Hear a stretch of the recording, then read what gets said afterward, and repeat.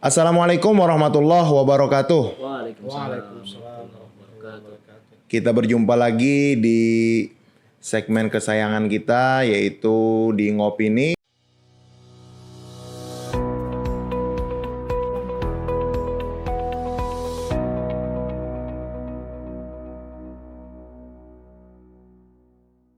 Di segmen Pesta Demokrasi 2024 bersama saya, host kesayangan Anda, Ali Hussein Al Idrus. Di samping saya sudah hadir narasumber kita yang baju putih adalah Guru Dairobi Khalil Rahman. Beliau seorang ustadz, juga seorang aktivis. Beliau adalah anak dari guru kita, yaitu Kiai Haji Khalil Rahman, yang sudah jelas kita tahu track record beliau. Di samping lagi yang baju hijau, ini juga seorang ustadz, seorang akademisi, aktivis, organisator, seorang dosen beliau, yaitu Ustadz Amir. Apa kabar pian berdua nih? Alhamdulillah baik. Kita pada malam hari ini akan membahas seputar visi misi dan masalah-masalah yang akan dihadapi oleh para wakil rakyat ke depan. Yang pertama saya mulai sama Guru Dairobi dulu deh. Guru Dairobi, orang kan sudah tahu selama bertahun-tahun yang namanya Guru Dairobi itu seorang ustadz ngajar di pondok pesantren. Ya orang tahu. Dan orang juga tahu kalaunya Guru Dairobi anak dari guru kita Guru Khalil Rahman. Kira-kira kalau seandainya ada masyarakat yang bertanya nih, apa sih motivasi seorang Dairobi jadi mau terjun ke politik? Kira-kira. Baik, terima kasih. Terima kasih kesempatan pada saat ini. Jadi terkait tentang kenapa kita mau terjun ke politik ya, atau ya pengabdian masyarakat. Nah ini karena apa? Kita ini hidup bermasyarakat ya, dan kita dikenal sudah sebagai orang yang ibaratnya itu keturunannya yang ketujuh yang mengurusi masyarakat. Masya Allah. Ya, dari manjak kai, semanjak kai dari tiba mama, dari tiba abah, begitu juga abah, ketujuh orang mengurusi masyarakat. Dan ketika masalah-masalah di masyarakat itu biasanya sampai ke kita, masalah yang ingin disampaikan, tolong difasilitasi untuk disampaikan kepada pihak-pihak yang berwenang. Nah, ini kalau tidak ada mempunyai jabatan publik, nah ini kita susah untuk menyampaikan hal itu. Dan kita tidak didengar, tidak masin omongan kita ini. Nah, oleh karena itu kita kan kita ini bukan baru terjun ke partai ini, bukan yang langsung jadi caleg, bukan. Kita ini ulun di PKB, ulun dari Garda, ikut dari Garda, ulun dari bendahara Garda, dan juga bersama Ustadz Amir ulun organisasi di PMII, di IPNU, ya kan? Dan di sekolah juga belajar berorganisasi. Berkader ya, Berkader sudah kita. dari awal. Jadi ya. bukan karbitan kita ini, ya kan. Dan kita berusaha di tahun ini memperoleh kepercayaan dari masyarakat. Jadi mudah-mudahan ya kan dengan ya kita melihat track record yang telah mungkin masyarakat bisa aja nilainya ya kan. Nah, kalau masyarakat percaya, ya mudah-mudahan dengan bersama masyarakat, apa yang dicita-citakan masyarakat, apa yang ingin dicita-citakan masyarakat bisa ya tercapai gitu. Terima kasih. Ya kalau luar biasa ya penjelasan dari Guru Dairobi. Nah sekarang saya ke Abang dan Ustadz Amir nih. Iya. Kita kan ini udah banyak kata tadi, kita banyak punya senior-senior di Dewan kan. Kira-kira nanti Pak Amir, apa sih yang membedakan Pak Amir kira-kira? Sehingga Pak Amir harus duduk di Dewan apa yang mau ditampilkan. Jadi Pak Amir tuh merasa perlu deh aku di Dewan. Pertanyaannya berat lah. Enggak juga. Ini memang pertanyaan masyarakat semua ini, Pak. Masyarakat ya. Terima kasih, Bib. Ini momen luar biasa ya bagi kita semua. Tentu sebagai bagian daripada ikhtiar kita, karena saya meyakini bahwa kebermanfaatan seseorang itu ketika berada di ruang-ruang publik itu jauh lebih besar ketika kita tidak berada pada posisi yang dikatakan Ustadz Robi tadi sebagai pejabat publik. Nah, mungkin yang kemudian kita perjuangkan ke depan bahwa bukan hari ini tidak bagus ya. Tentu kita banyak hal yang mungkin yang sudah dilakukan oleh teman-teman di Dewan. Tetapi dalam beberapa catatan kita, kita tahu telah terjadi berbagai macam insiden yang kita tahu lah bagaimana itu terjadi di Dewan kita, dan mudah-mudahan ke depan itu tidak terjadi lagi ketika kemudian ada pergantian ataupun periodisasi berikutnya. Yang mungkin yang kami soroti yang pertama itu terkait dengan kinerja ya. Kinerja. Dewan itu mestinya harus mempublikasi apa yang telah dilakukan mereka selama satu periode ini. Baik itu terkait dengan aspek pengawasan yang menjadi kewenangannya. Apa yang telah dilakukan oleh Dewan dalam konteks pengawasannya terhadap pemerintah yang menjadi eksekutif atau penyelenggara pemerintahan. Yang kedua, terkait dengan budgeting penganggaran. Apakah selama ini Dewan kita telah mempublish apa-apa yang menjadi medan perjuangan mereka terhadap politik anggaran yang berpihak kepada masyarakat. Nah, ini kan penting. Nah, itu yang tidak kita ketahui selama ini. Seharusnya memang Dewan ini idealnya mungkin kita bicara tentang ideal ya, harus bisa memberikan penjelasan dan memberikan semacam keterbukaan kepada publik. Ini loh anggaran-anggaran yang selama ini kita perjuangkan bersama untuk kepentingan masyarakat. Dan kita juga penting terkait dengan fungsi legislasinya. Fungsi legislasinya, berapa perda sudah yang dikeluarkan oleh atau dihasilkan dalam satu periode sebelumnya, dan perda itu bisa terlaksana dengan baik, dieksekusi oleh legislatif dan diawasi oleh Dewan. Nah, ini kan kita tidak tahu berapa perda yang telah dibuat. Kemudian politik anggarannya yang berpihak kepada masyarakat terkait dengan pendidikan, pembangunan dan seterusnya, itu seberapa persen dari APBD daerah. Nah, yang seterusnya konteks pengawasan dilakukan oleh pejabat-pejabat kita di Dewan itu sejauh mana selama ini. Nah, mungkin ini yang perlu diekspos oleh teman-teman kita di Dewan, sehingga kritik yang selama ini dihadapkan oleh masyarakat kepada Dewan itu bisa terjawab. Nah, itu yang pertama. Yang kedua, bahwa ruang ini kan ruang ijtihad kita bersama. Betul. Jahidu fi sabilillah kan bi amwalikum anfusikum. Ya kan? Artinya kita wajahidu fi sabilillah bi amwalikum anfusikum, kita tidak punya kekuatan uang yang kemudian bisa kita berikan sebagian daripada berjuang di jalan Tuhan, jalan Allah Ta'ala. Maka yang kita bisa lakukan adalah berjuang dengan diri kita. Melalui apa? Ya setidaknya kita bisa berjuang melalui posisi-posisi legislatif untuk memperjuangkan agama Allah. Ya, untuk kebaikan tentunya. Kira kita itu. Mantap ya. Memang beda. Dua orang luar biasa kita. Jadi kader-kader NU ini kalau udah terjun politik keren semua ya. Jadi penonton jangan salah pilih lah. Ini dua ini dipilih dua-duanya. Walaupun satu dapil bagi-bagi lah. Biasa. Iya. Sebenarnya pertarungan kita itu bukan pertarungan di eksternal. Dalam konteks pemilu itu gitu Ustaz ya. Yang terjadi itu pertarungan di internal. Itu yang sesungguhnya pertarungan sejatinya. Oh, di internalnya ya? Bukan di eksternal. Karena PKB ini sudah punya market sendiri, P3 sudah punya market sendiri. Kita bagi-bagi. Itu pertarungan yang sehat lah. Kita kan berharap semua caleg yang ada di dapil PKB yang di antara dapil ini supaya giat sosialisasi, kita berusaha supaya bagaimana kan ya semua semua berjalan lah, semua sosialisasi semua. Jangan yang satu aja yang yang jalan, itu keberhasilan partai itu ya kurang akhirnya.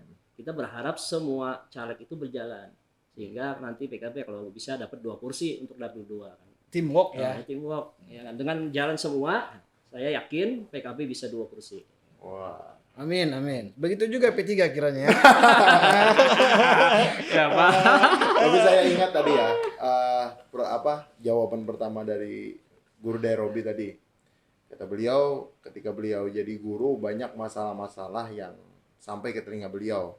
Namun kan karena ya kita tahu lah, guru itu nggak bisa, maaf ya, bukan merendahkan posisi guru ya. Kita seorang guru, saya juga guru kan. Iya. Ketika keluhan masyarakat itu datang, kita cuma bisa mendoakan. Makanya perlu jabatan publik.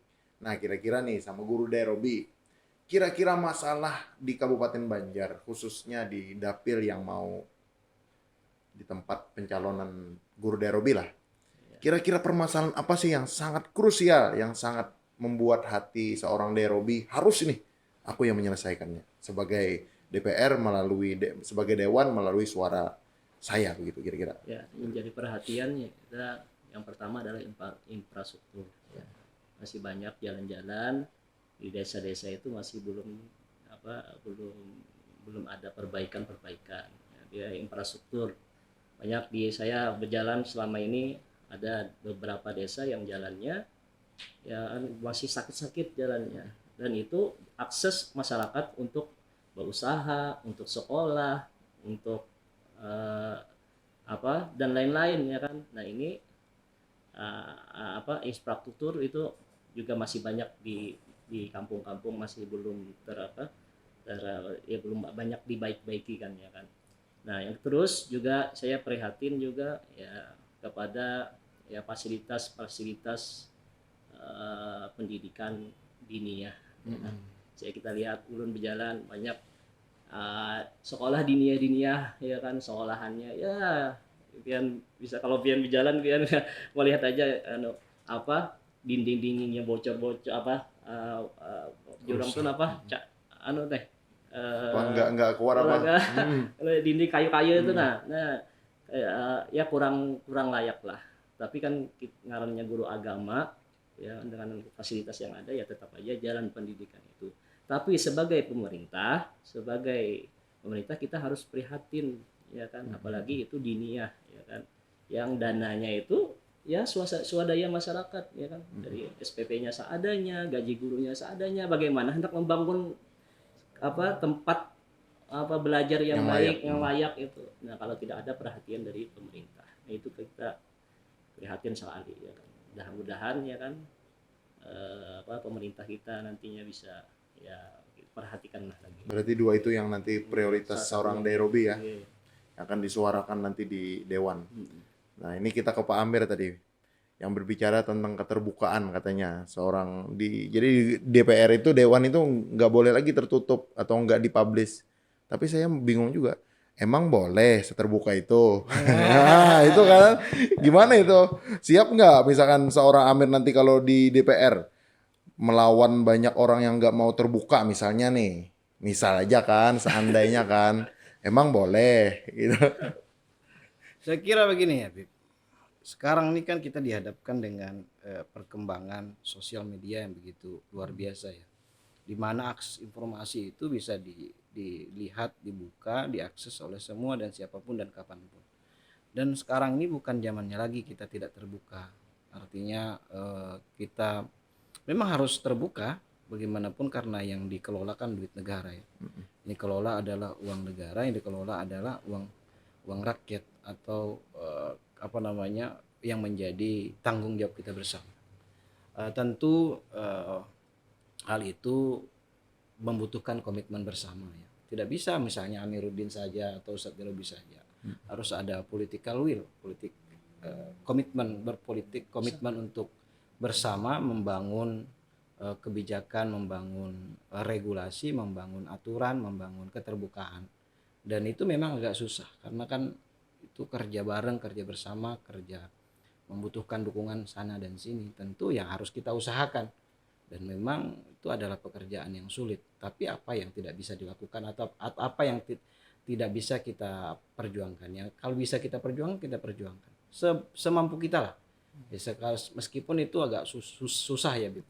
Tapi kalau dalam kaidah kita yang kita tekuni kan, ma la yudrakul la yutrakul. Ya kan? Yang penting kita sudah berusaha.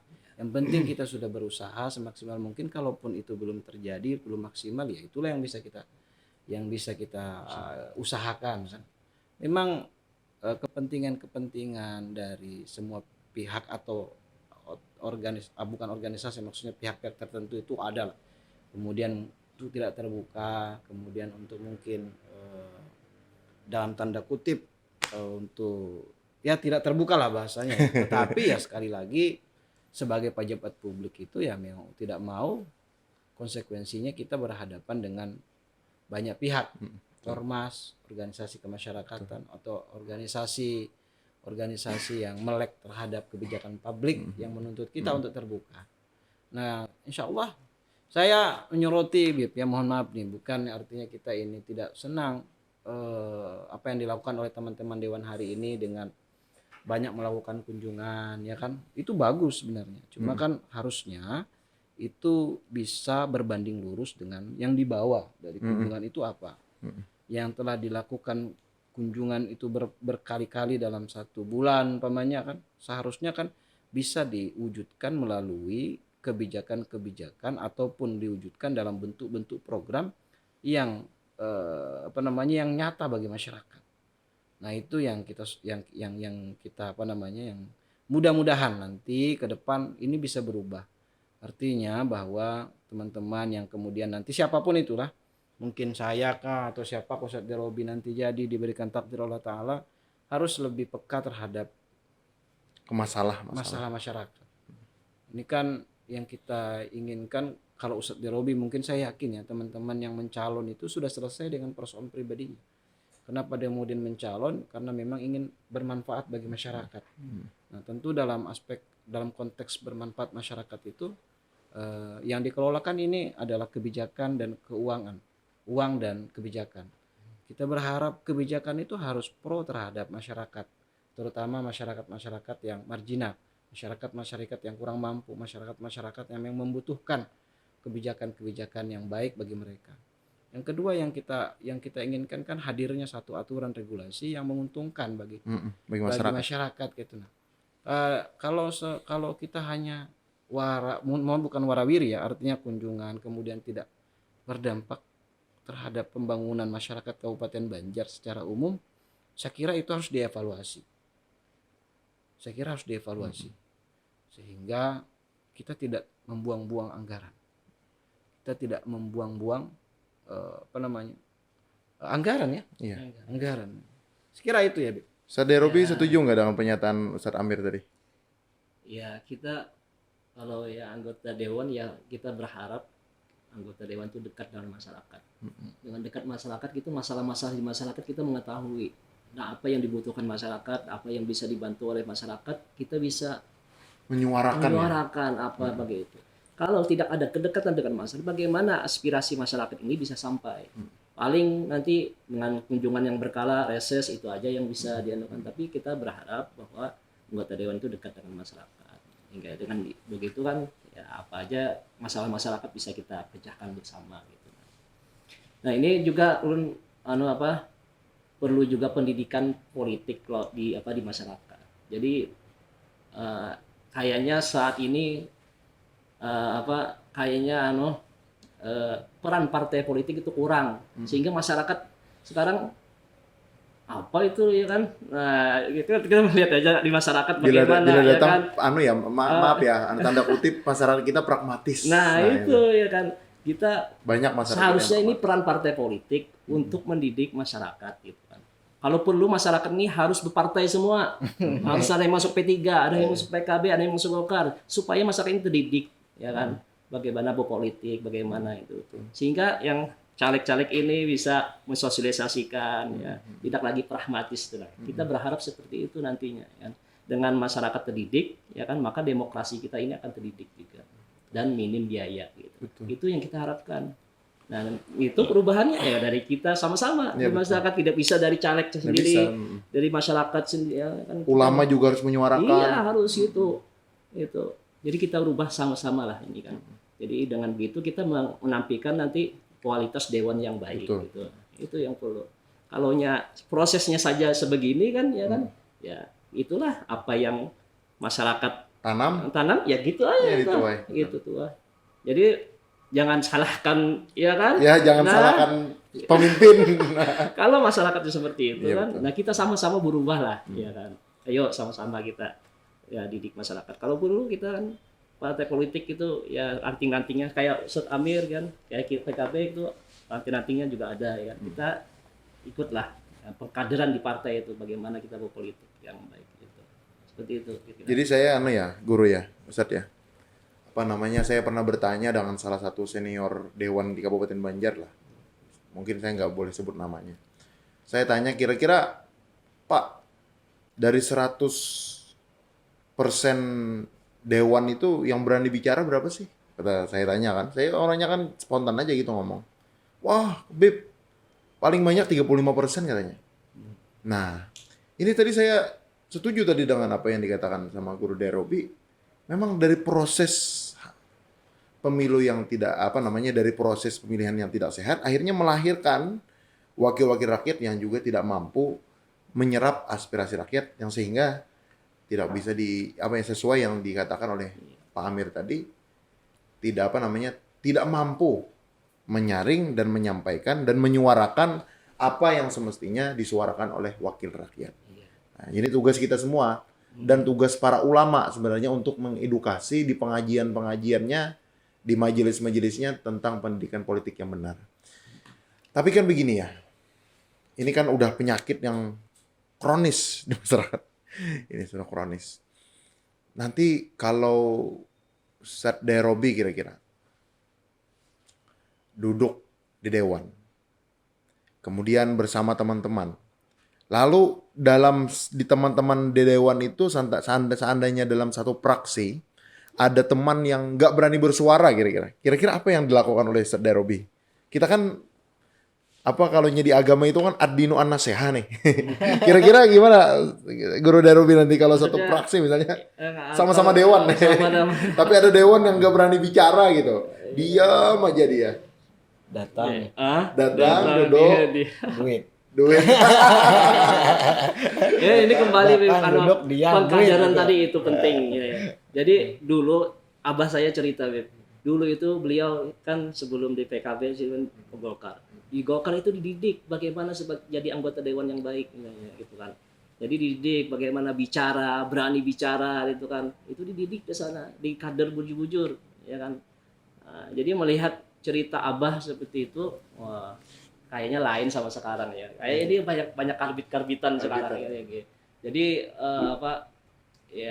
ya oke itu Bang hasilnya tuh.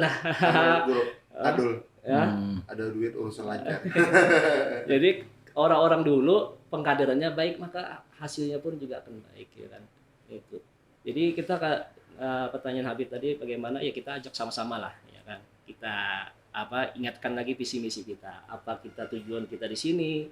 Apa tujuan kita di sini? Dengan begitu kan kita gugah kawan-kawan semua untuk bicara bisa aja situ kan. Jadi ya seperti itu.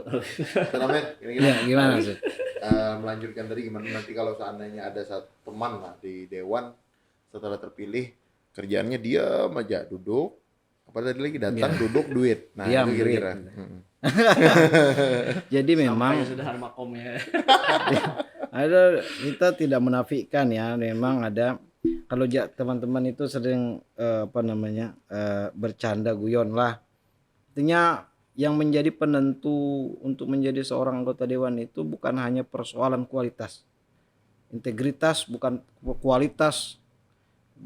Pertama itu ada kualitas, yang kedua yang paling penting itu adalah isi tas. Nah, mohon maaf, dewan-dewan yang mungkin lahir dari isi tas ini yang tidak memiliki track record, mohon maaf, misalnya dia tidak memiliki pengalaman berorganisasi, kemudian tidak memiliki pengalaman tidak memiliki pengalaman organisasi kemasyarakatan atau belum pernah berpartai sebelumnya, kemudian karena memiliki modal ya bahasanya, memiliki modal yang besar, isi tas besar, calon, kemudian dia bisa meraup suara, dan ini yang kemudian secara kualitas dipertanyakan. Yang tadi yang diam yang tadi kan. Nah, jadi kalau kita melihat itu susah juga kita lah menanggung lah. Iya, kayak mana lagi ya? Orangnya kecuali betas, nanti, Bang, isi tasnya ganal. ganal ya, ganal pada kita ya. Jadi susah jadinya. Jadi itu mungkin nanti itu kita harus yang benar dikatakan Ustadz Robi tadi, memang idealnya itu harus memiliki pembelajaran yang ilmu politik lah. Pembelajaran politik, edukasi politik, masing-masing parpol itu harus diperkuat. Karena dengan begitu sehingga anggota dewan itu punya bekal untuk menjalankan tugas dan tanggung jawabnya sebagai seorang legislator. Sehingga dia mampu menyuarakan aspirasi yang diwakilinya. Tidak hanya datang, duduk, diam, kemudian duit. Nah, tapi memang mampu menyuarakan aspirasinya. Ya, kita sangat sepakat yang disampaikan Ustadz Derobi tadi, bahwa dewan itu harus dekat dengan masyarakat. Artinya harus lebih banyak turun ke masyarakat daripada keluar daerah. Kayak itu tuh ya, kira-kira sepakat Ustadz Robi ya? Yes. Nah, sepakat. Bahwa memang kalau bisa polanya itu, kalau reses itu menjadi media untuk kemudian mendekatkan kita kepada masyarakat, perbanyak resesnya. Ya kan? Jangan perbanyak kunkernya. Toh pada akhirnya keduanya memang memiliki plus minus, tetapi kita yakini bahwa kedekatan kita kepada masyarakat itu jauh lebih positif, bermanfaat, sehingga kita bisa mendengar aspirasi mereka secara langsung dan bisa kita eksekusi melalui kegiatan-kegiatan yang sudah kita mitrakan dengan mitra kerja masing-masing. Nah, kira-kira seperti itu.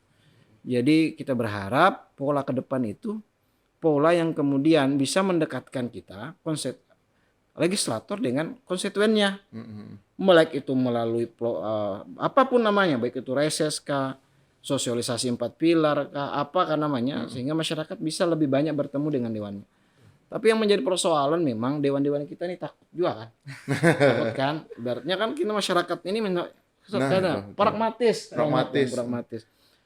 Banyak lebih banyak permintaan daripada pertanyaan. Betul. Hingga dewan juga hati-hati turunnya itu takut juga gitu. Kalau nggak bawa uang sulit ya. Kalau bawa uang sulit. Kalau hanya buah suara mereka juga.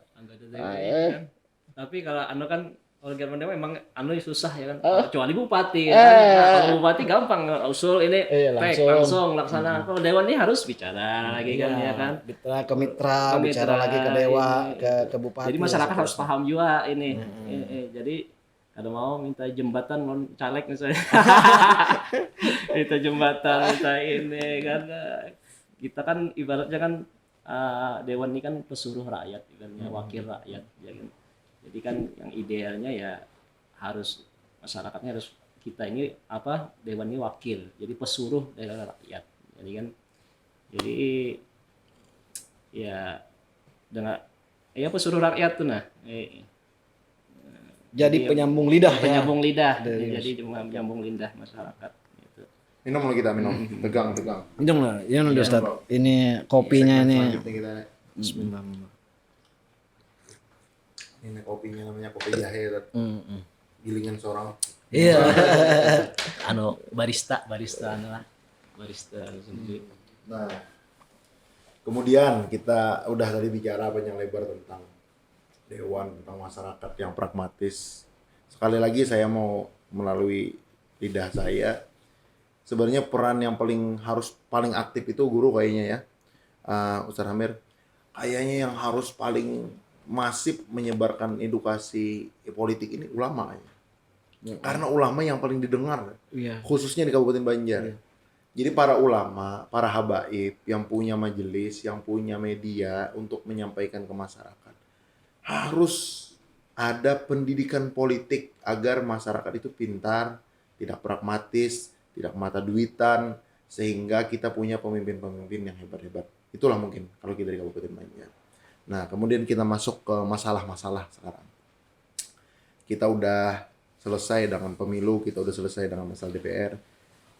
Kita anggap dua-duanya udah duduk di Amin. Amin ya Rabbul. Habib lah pendek lah. kursi. Oh kabul saya, Oh, kabul. amin. Kabul. Pin kabul, Iya. amin. Amin. Aduh, salah juga. Salah tuh ya? saya. Salah ya? Itu bisa dipotong nanti ya. Pak Amir nanti ngomong amin itu bisa dipotong. Jangan diambil aminnya ya, kabulnya aja ya. Kabulnya ya ada ya. Nah ini kan kita melihat kan ini ya. Apa namanya Guru Derobi sama Ustadz Amir. Di Kabupaten Banjar ini kan kabupaten yang paling luas. Potensi alamnya luar biasa. Kekayaan alamnya luar biasa. Tapi angka kemiskinan dan orang yang hidup di bawah garis kemiskinan sangat tinggi. Dan penurunannya pun tidak maksimal saya lihat tahun ke tahun. Itu udah baru masalah kemiskinan. Masalah kesehatan, stunting, pendidikan, banyak yang cuman sekolah 7 tahun. Nah ini masalah semua ini Kabupaten Banjar. Kira-kira nanti Guru Derobi kalau sudah jadi DPR, masalah pertama deh, kita tentang masalah apa tadi misalkan tentang masalah masyarakat di bawah garis kemiskinan. Kira-kira yang mau disuarakan kepada eksekutif, siapapun bupatinya kira-kira apa? Ustadz Derobi. Atau perda yang mau disuarakan nanti kira-kira apa? Yang mau diusulkan ke partai nanti kira-kira apa kira-kira? Yang selama ini didapat oleh seorang Derobi kira-kira. Silakan. Iya, kita berharap kan kalau ada kelebihan dari dana-dana pemerintah kan kita minta bantuan saja ya kan, untuk kita bantu yang miskin yang tidak bisa ya bantuan dari daerah lah gitu lah. Bantuan dari daerah ya kan bentuknya, dan juga ya kita mungkin infrastruktur itu juga menunjang orang supaya usaha lebih mudah ya kan, terus juga hubungan antar kampung ini atau ke kota, akses ke kota juga mudah. Mungkin begini kan ekonomi rame ya, tapi ekonomi kita ini juga tergantung kepada keputusan kebijaksanaan dari pemerintah pusat juga ya kan. Jadi tidak kalau pemerintah daerah mungkin ya itu bagaimana ya kan mengeksekusi membantu seperti itu mungkin. Sampai gimana? Masalah Kira-kira itu kemiskinan, pendidikan dan kesehatan di masyarakat kita kan. Oh iya. Kemiskinan itu kan tolak ukurnya adalah banyak variabelnya ya. Baik itu terkait dengan lapangan pekerjaan, kemudian akses, apalagi akses untuk mendapatkan pekerjaan, kemudian juga apa istilahnya itu kalau pendapatan per kapita ya kan. Menurut data statistik yang saya ketahui, angka Kabupaten Banjar ini sudah cukup bagus ya.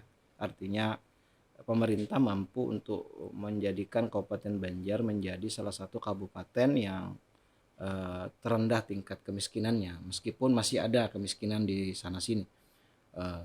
Saya kira dengan wilayah Kabupaten Banjar yang sangat luas ini, kemudian dengan sumber daya alam yang begitu melimpah, terutama batu bara yang masih ada, kemudian juga menjadi salah satu kabupaten favorit untuk menjadi destinasi wisata, maka peluang dan potensi untuk menurunkan lagi kemiskinan itu sangat tinggi ya.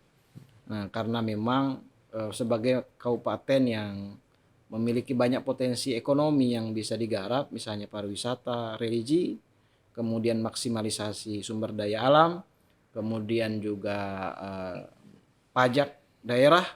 Nah, ini yang perlu digenjot, sehingga pada akhirnya pendapatan daerah itu bisa meningkat, kemudian bisa berdampak pula kepada peningkatan taraf hidup masyarakat, mengurangi pengangguran, membuka lapangan kerja yang kepada masyarakat luas, kemudian juga mendukung daya beli masyarakat melalui bantuan-bantuan yang bisa menjadi semacam pendorong lah dalam peningkatan daya beli masyarakat. Dan juga yang paling penting saya kira itu bagaimana pemerintah mampu menyiapkan akses pendidikan bagi masyarakat, terutama di daerah pedalaman-pedalaman, misalnya Paramasan, daerah-daerah yang di ujung, misalnya daerah Aranio, daerah yang hanya bisa diakses dengan perahu. Nah, itu harus lebih dimaksimalkan sehingga mereka merasakan pembangunan yang merata, tidak hanya di kota, di Kabupaten Martapura saja dan di Kertakanyar saja, tetapi juga di pelosok-pelosok. Saya berkeyakinan ketika pemerintah memiliki komitmen yang kuat dan besar untuk memang mengabdikan dirinya kepada masyarakat, itu menjadi perkara yang mudah saja bagi pemerintah dengan potensi yang dimiliki Kabupaten Banjar ini lah. Potensi sumber dayanya, alamnya masih ada, kemudian sumber daya ekonominya, potensi ekonomi pengembangannya masih sangat bagus, baik itu pariwisata kah, pajaknya kah, yang belum digarap maksimal oleh pemerintah.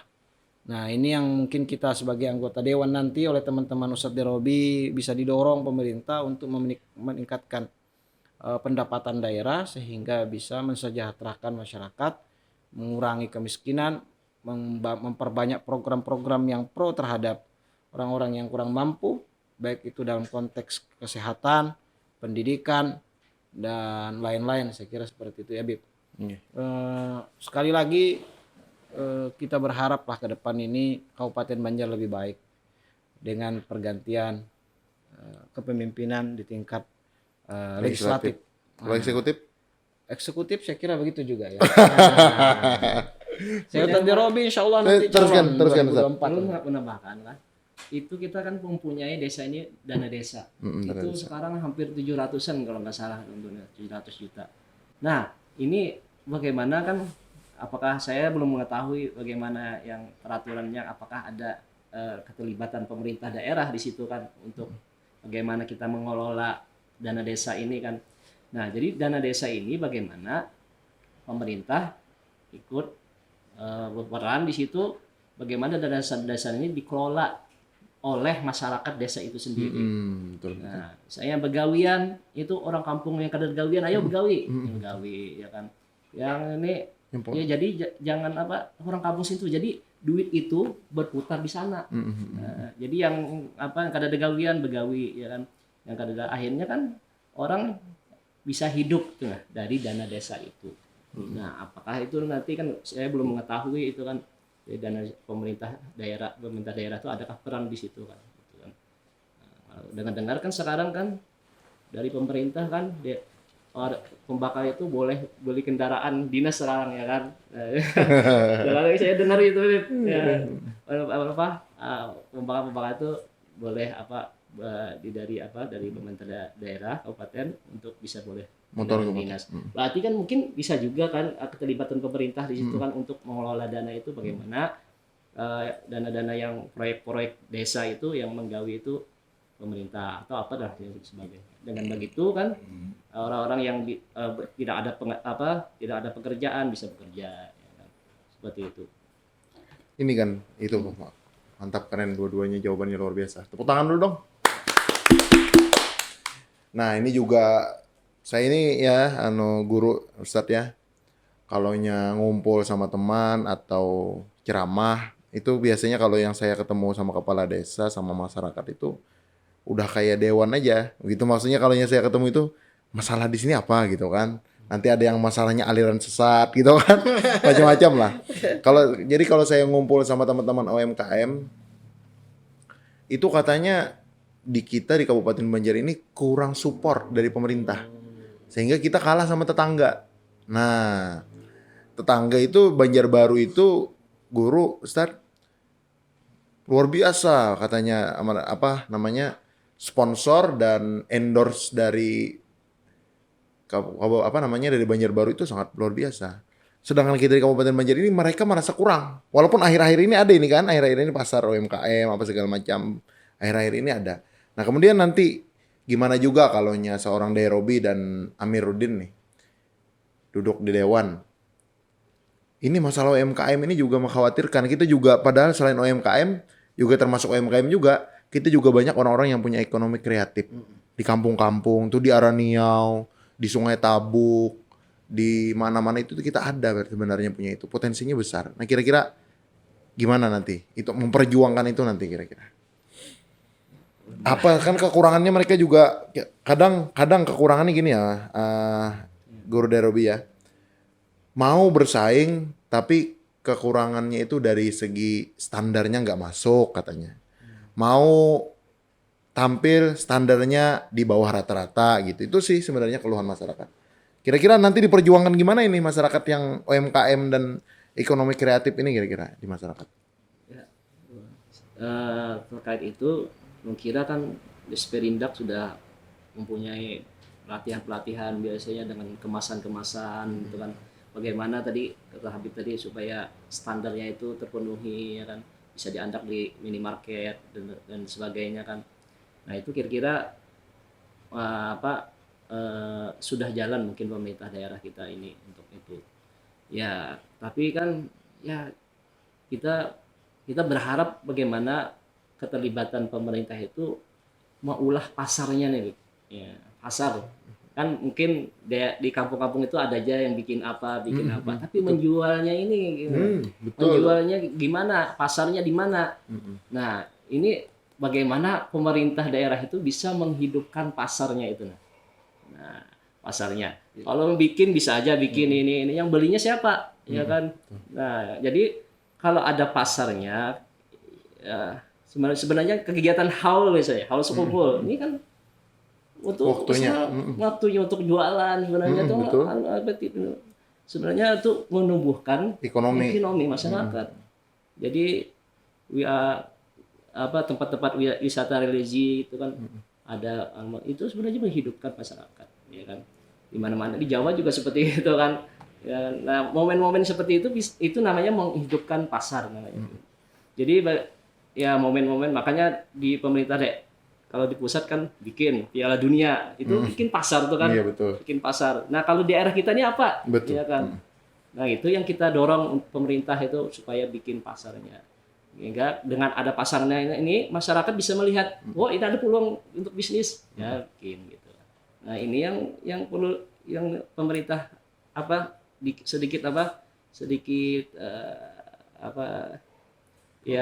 mampu mendorong. Seperti itu. Supaya bikin pasar-pasar seperti itulah, menghidupkan seperti itu. Ya. Dulu Abah juga cita-citanya nih, yang niat air mancur tuh ya. Air mancur ini yang kita kalau Bengkalai gede. Dulu citanya ya supaya hidup lah masyarakat. Kalau malam-malam ada misalnya orang jualan di situ. Nah, cita-citanya seperti itu, Beb. Tapi karena kita kok yang anunya gelap ya kan, ya kurang menarik ya kan akhirnya. Nah, itu Abah cita-citanya dulu ingin menghidupkan masyarakat tuh. Supaya ekonomi jalan. Betul. Di situ anak buat dagangan nyaman, anak jualan pentol, anak jual ini nyaman. Nah itu yang sebenarnya pemerintah harus seperti itu, harus banyak buka pasar-pasar yang seperti itu. Mensupport, endorse. Dengan itu kan masyarakat melihat, oh ini ada peluang usaha, ya jualan di situ. Itu yang kita dorong nanti insya Allah. Paham ya? UMKM ini kan usaha mikro kecil menengah ya. Ketika krisis global, maka UMKM ini menjadi pilar utama, garda terdepan dalam menyandang mempertahankan ekonomi Indonesia ini, sehingga ekonomi kita itu tidak ambruk seambruk-ambruknya karena adanya UMKM. Nah, jadi UMKM ini menyelamatkan kita semua. Ketika 2019 kemarin COVID itu kan habis semua pasar-pasar, habis semua perusahaan-perusahaan, company yang besar-besar itu yang bisa bertahan kan UMKM. Tentu dalam hal ini pemerintah memang memiliki peran yang sangat penting ya untuk terus mendorong pergerakan UMKM ini menjadi usaha yang besar, tidak hanya nanti bergerak mikro tapi makro kalau bisa ya, kalau misalnya dari mikro kemudian menjadi makro. Dengan cara apa? Pertama ya tentu adalah mendukung pendanaan modalnya kan, harus ada penguatan modal bagi mereka karena memberikan akses bagi setiap pengusaha-pengusaha muda itu yang membuka usaha-usaha kecil menengah, memberikan akses sebesar-besarnya. Kalau misalnya bank daerah itu tanpa agunan, ya kan? Itu kan lebih konkret. Tanpa agunan. Kenapa? Kalau kita agunan, mikro mana dia punya aset? Nggak ada aset. masanya nang kayak anum-anum yang masih umurnya 20 tahun tapi mereka punya niat usaha, apa nang disandakan? Kada ada yang disandakan. Kada ada yang bisik aset tanah, bisik rumah, kan orang ngaranya usaha kecil. Maka kebijakan yang harus di apa namanya ditempuh oleh pemerintah itu membuka ruang bagi mereka untuk mendapatkan akses modal untuk memperbesar usaha mereka, tapi tanpa agunan. Itu mungkin yang secara konkret ya, artinya tidak memberikan agunan kepada mereka sehingga bisa mengakses usaha dengan baik, modal usaha dengan baik. Yang kedua, yang memang yang kita sadari adalah persoalan promosi. Nah, iya Ya kan? betul tuh, betul. Promosi yang Endorsement. yang dihadapi oleh UMKM kita ini untuk bisa bersaing di dunia marketplace yang ibaratnya yang besar ya. Besar. Artinya bisa go Nasional. Bisa go nasional. Nah ini kan sebagaimana disampaikan Ustadz Robi harus difasilitasi, harus didukung, harus diberikan endorse, diberikan dukungan yang kuat baik itu dalam apa namanya dengan misalnya memberikan akses kepada mereka supaya bisa go nasional tadi, melibatkan mereka setiap event-event nasional. Ya kalau sampai internasional lebih bagus lagi ya kan. Misalnya ada event nasional di mana kemudian meng-hire mereka untuk bisa melibatkan mereka, memberikan pendanaan kepada bisa ikut dalam ruang-ruang apa seperti festival-festival dan lain-lain sebagainya. Itu mungkin apa namanya yang bisa dilakukan pemerintah ya. Tapi yang saya rasa langkah yang paling konkret itu adalah bagaimana UMKM ini bisa mengakses pendanaan tadi. Nah, mati bos UMKM itu karena tidak bisa modalnya nggak bisa lanjut. Tidak bisa lanjut karena tidak punya modal untuk melanjutkan usahanya, dan itu harus didukung oleh dewan, didukung oleh lembaga eksekutif. Nah, saya kira itu ya BP, artinya penguatan modal dari bank daerah umpamanya dalam ini BPD Kalsel kan sebagai bank yang kemudian menjadi bank daerah. Kalau di ya, Tat ya, Guru ya, di Banjarbaru itu ya, kita ngomong Banjarbaru lagi nih ya, nggak apa-apa kan ya? Itu kopi, mereka kopinya tuh beli di Jawa, tapi baristanya orang Banjarbaru didukung oleh pemerintah bisa go nasional. Kita di Kabupaten Banjar, kopinya dari Karangintan, Dari Pengaron. dari Pengaron, kita yang bikin kita, tapi kita nggak pernah go nasional tuh. Kan kita ada nggak di sini pernah juara orang Martapura barista juara kopi? Nggak ada. Banjarbaru kan ada tuh kok KP, tapi nggak usah kita sebut, nanti kita kan nggak di endorse juga kan ya. Ada itu Tad. Benar, mereka juara 1, barista juara 1. Ada yang bikin baru ini kan kopi soda yang juara 1 juga ada. Jadi kita ini supportnya kayaknya dari eksekutif yang kurang. Nah kemudian kita bicara ini apa namanya potensi wisata ini. Ini kan potensi wisata ini pas banget dengan wilayah dapilnya Guru Derobi dan Pak Amir. Karangintan dan Aranio ini. Aranio itu kita dari sisi mana aja melihat keindahan surganya Kabupaten Banjar itu ada di sana. Peramasan. Nah, ini juga masih kalah kita ini sponsornya. Kita masih kalah ini wisatanya di sana. Kira-kira nih, langkah dan suara apa yang nanti lantang di gedung DPR oleh seorang Derobi dan Amiruddin ini? Mulai dari Pak Amir deh lagi. Pak Amir lagi. Kita gantian nih. Aku terus kata Derobi. Ya, melihat apa namanya berputar-putar di daerah Karangintan, Aranio, Istanbul, ya kan. Sesungguhnya potensi wisata kita ini besar ya. Arti tinggal lagi pemerintah punya kemauan atau tidak untuk mengeksplor destinasi-destinasi wisata itu sehingga bisa go nasional lah minimal ya kan. Nah mudah-mudahan kalau misalnya kita memang diberikan amanah, diberikan kepercayaan oleh masyarakat, ya kita harus dorong itu semua. Terutama yang sudah terkenal misalnya di Aranio ya. Di Aranio itu apa namanya Bib yang Kayaknya mereka lebih tahu tuh. apa namanya? Apa Pol? Mana? Diarani apa? Daerahnya itu. Gunung Batu. Gunung Ya, Batu. Gunung Batu. Oh, Gunung Batu katanya. Kemudian bukit apa lagi tuh? Ya Bukit Batu tadi. Bukit Batu, Bukit Batu tadi. Bukit Labuan. Nah, banyak lah potensi-potensi wisata di sana yang bisa dieksplor, kemudian bisa menjadi semacam eh, apa namanya, penggerak Penggerak ekonomi, ekonomi. penggerak ekonomi daerah. Sehingga orang bisa tertarik ke sana, kemudian berbelanja di sana, memutar ekonomi di sana. Nah, ini yang menjadi perhatian yang harus diperhatikan pemerintah, sehingga ini bisa terus berkembang dan bisa berdampak baik, lebih luas lagi bagi kehidupan masyarakat di daerah Karangintan, Araneo dan sekitarnya lah. Dan ini yang belum terekspor dengan bagus ya oleh pemerintah untuk digo nasionalkan.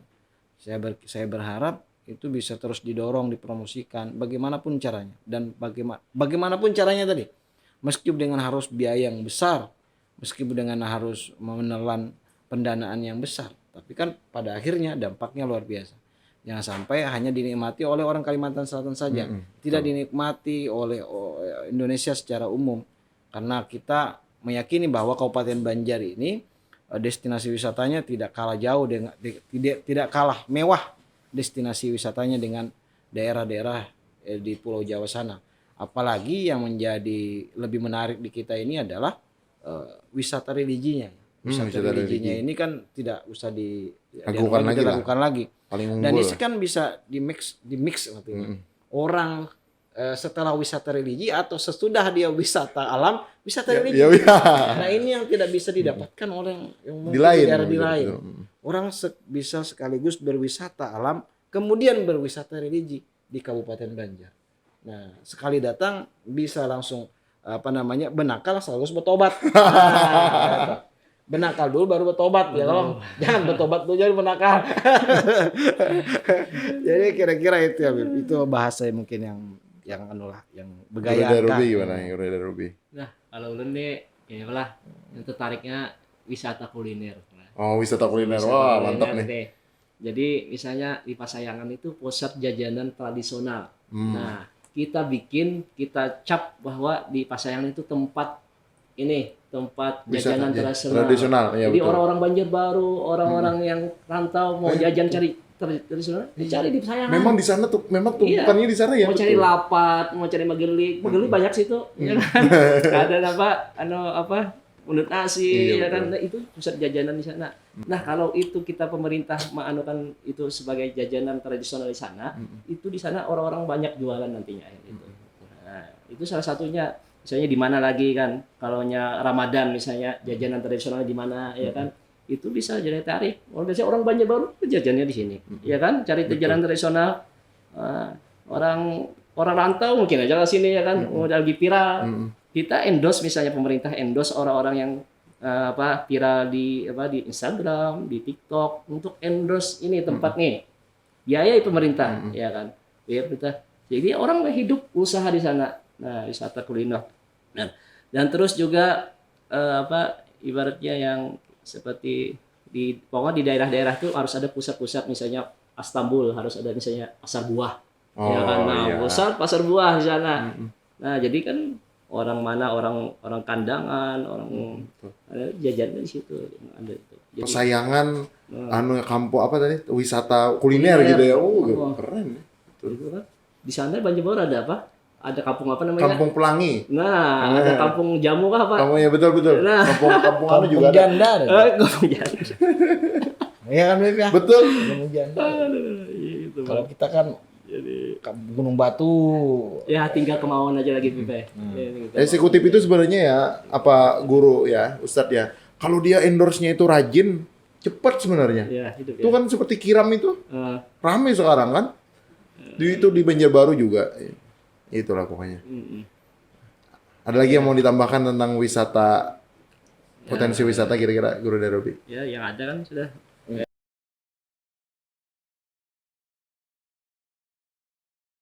Di mana fasilitasnya itu kan, misalnya di tempat gereja itu WC-nya yang bersih sediakan, pemerintah bikin pengelolaannya, bikin WC, tempat kewuduan, musola, ya kan, musolanya, ya kan. tempat istirahat misalnya bisa aja kan situ supaya orang lebih nyaman berziarah di sana. Ya ulun kira banyak pang sudah apa ide-ide yang perlu itu ya tinggal kemauan aja lagi itu aja. Nah, kalau Nyano ini sudah hampir 1 jam nih. Kira-kira kita ini kan kader NU semua ya, guru ya, Ustadznya. Kira-kira nanti kalau terpilih, apa komitmennya untuk NU PCN pengurus cabang, untuk NU cabang Kabupaten Banjar lah, Ustadz Amir nih, kira-kira. Kita ini kan sama ya, Ustadz Robi ini NU 24 Krat. Tidak perlu diragukan ya. Artinya kita ditanya ataupun tidak ditanya, kita jelas komitmennya terhadap NU. Kalau memang kita ditakdirkan Allah Ta'ala, ya insya Allah kita akan berjuang dengan cara kita sebagai anggota Dewan. Ya bagaimana memberikan NU, begini maksudnya, bahwa bagaimana pemerintah ini memberikan peran bagi NU untuk bisa bermanfaat bagi masyarakat lebih luas lagi. Nah, dari mana? Ya tentu itu dengan adalah dukungan. Dukungannya apa? Anggaran lah. Nah, ya kan? Pertama dukungan anggaran, yang kedua dukungan fasilitas. Pemerintah harus memberikan dukungan anggaran yang lebih besar dan dukungan fasilitas lebih besar ke organisasi kemasyarakatan seperti NU dan Muhammadiyah. Karena dua organisasi inilah yang menjaga hari ini Kabupaten Banjar pada umumnya. Pada khususnya Kabupaten Banjar dan umumnya Indonesia. Harus kita berikan apresiasi yang luar biasa kepada dua lembaga sosial kemasyarakatan ini. Selain organisasi-organisasi yang lain ya. Tanpa mengkerdilkan organisasi-organisasi yang lain. Tapi saya kira kita sebagai orang NU ya memiliki kewajiban untuk memperjuangkan hajat NU bagi masyarakat dengan cara kita, dengan dengan apa yang kita miliki, umpamanya sebagai anggota dewan, kira-kira seperti itu. Sadar Robi. Ya kita kan kayak NU sekarang kayak butuh gedung ini supaya baik ya Pak. Nah, dananya itu anggota dewan dorong, kader-kader NU dorong supaya kalau perlu banyak 4M, 5M, supaya untung, belip misalnya. Itu sebenarnya apa kader-kader Nahdien ini untuk memperjuangkan NU seperti itu. Ya, jadi yang sudah anggota dewan ya dorong semua. Bagaimana pemerintah, ayo tolong bantu gedung NU misalnya. Nah seperti itu seharusnya kan, kalau benar-benar kader NU ya kan, harus dorong 4M, 5M selesai gedung ini kan selesai, ya kan, itu seharusnya. Tepuk tangan. Itu luar biasa. Sekarang statement penutup sebelum kita tutup, terserah bebas saja dari keduanya, mulai dari Pak Amir dulu deh. Statement penutup. Sebagai penutup, saya ingin mengajak kepada seluruh masyarakat Kabupaten Banjar untuk menjadikan 2024 ini pesta demokrasi yang sehat, pesta demokrasi yang membahagiakan, dan pesta demokrasi yang menyenangkan bagi kita semua, sehingga kita menyongsong pemilu ini dengan riang gembira. Nah, meskipun hati panas tetap harus riang gembira, meskipun duit habis tetap harus riang gembira juga. Mudah-mudahan semua kita disehatkan. Terima kasih Habib, terima kasih untuk semuanya. Oke. Baik. Nah, dalam kesempatan ini ulun mengajak atau masyarakat atau yang nonton podcast ini, kopi ini, ya kan, ulun mengajak pian kenal ulun dan ulun berharap pian percaya dengan ulun dan pian buktikan nanti di tanggal 14 Februari ya, hari Rabu 14 Februari dengan mencoblos nomor 4. Kan ini masa kampanye ya kan? Ya kan, masa kampanye. Jadi pian sudah melihat, sebenarnya harus milih caleg itu harus dipilih ya kan, memilih bini itu harus diiti hijau dulu. Nah, supaya angkah tuh kau seperti itu. Jadi ya pian perhatikanlah anggota dewan apa ibaratnya caleg-calegnya. Nah, ulun berharap pian-pian berataan ya, ulun mudahan ada pian percaya sama ulun dan pian buktikan nanti di tanggal 14 Februari hari Rabu coblos nanti nomor 4 partai PKB. Partainya PKB, calegnya nomor 4. Oh. Udah ada semboyan Bib. Kalau ada orang kita, kenapa orang lain? Gitu. Ayo warga Nadien, kalau ada orang kita, kenapa orang lain? Iya. Luar biasa ya. Keren ya penutup. Tapi satu lagi Bib, jadi kita ini kan Allah itu mempunyai kekuasaan ya kan. Jadi kepada siapa diberikan kekuasaan itu ya kan. Jadi kita sama-sama Asad Amir ya kan. Kalau diberi kekuasaan ya kita jalankan kekuasaan apa yang diberikan ini ya kan. Jadi kalau tidak ya Allah memberikan ya seperti itu kita terima juga kan. Nah, itu yang penting kita tanamkan di dalam hati kita masing-masing ya kan. Yang para caleg ini ya kan. Jadi kita tidak beriman kepada usaha kita sendiri ya kan, misalnya harus jadi misalnya dengan duit ini akhirnya stres mungkin ya kan stres. Tapi kalau kita mengetahui Allah yang menentukan ya kita sudah terima apa aja.